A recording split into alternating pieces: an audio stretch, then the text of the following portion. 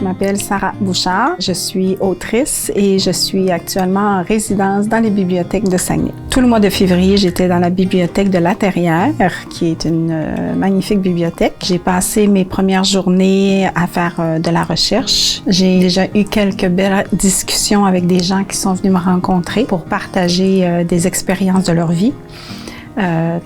C'est très émotif comme rencontre. Les gens qui veulent venir me voir, ils viennent s'installer à la table. J'ai une jeune maman qui est venue la semaine dernière, j'ai été une grosse heure et demie avec elle. Ça permet à un auteur de sortir un petit peu de ses habitudes, de découvrir autre chose.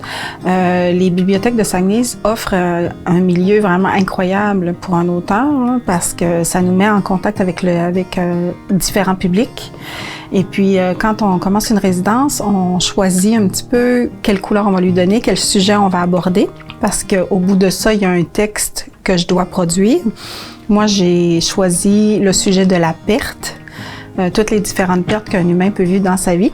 Et c'est vrai que ça apporte beaucoup parce que comme ça me sort de mon cadre, je suis entièrement focalisée sur mon écriture. Donc c'est du temps, beaucoup de temps que je m'accorde à moi-même pour vivre cette passion-là. On a un cachet qui vient avec ça, ce qui est pas négligeable parce que ça contribue aussi là, à rendre la chose possible. Le fait d'être en résidence aussi, ça me permet d'organiser des ateliers. On en a déjà donné un sur la tenue d'un journal intime. Ça a été une belle soirée parce que je pense que j'ai réussi à amener les gens ailleurs de là où ils pensaient qu'ils allaient aller. Donc, c'est super le fun. Et puis, tout ça crée un bagage qui va rester après.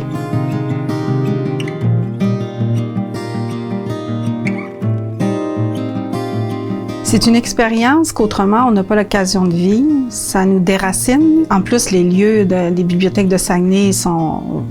Wow! On a vraiment des belles bibliothèques, on a beaucoup de chance, là. Puis, il n'y a pas beaucoup de moments dans une vie où on te donne du temps juste pour faire ça.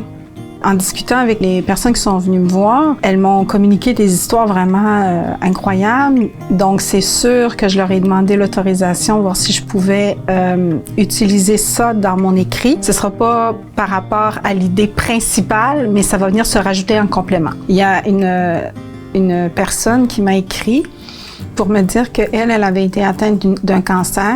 Elle avait perdu tous ses cheveux et à cause d'une allergie, elle pouvait pas mettre de perruque. Et c'est sa coiffeuse qui a décidé de lui créer des foulards de toutes les couleurs, de tous les genres, pour pouvoir compenser la perte de ses cheveux et tout ça. J'ai trouvé ça magnifique, là. Comme quoi, il y a encore de l'humanité et de belles personnes dans notre monde. Il y a une très grande humilité dans les gens qui viennent me voir et ce que moi je comprends, c'est qu'ils en sont ressortis extrêmement grandis de toutes ces épreuves-là. Même pour moi, je peux pas rester la même personne avant et après les avoir écoutés. Là, c'est assez poignant, ça apporte beaucoup. Le texte que je vais écrire, j'espère qu'il va avoir une belle vie aussi après. Je sais pas encore qu'est-ce qui va arriver avec, je sais pas comment ça va se passer, ça c'est à découvrir prochainement. On part sur une vieille dame qui est propriétaire d'une auberge au Saguenay.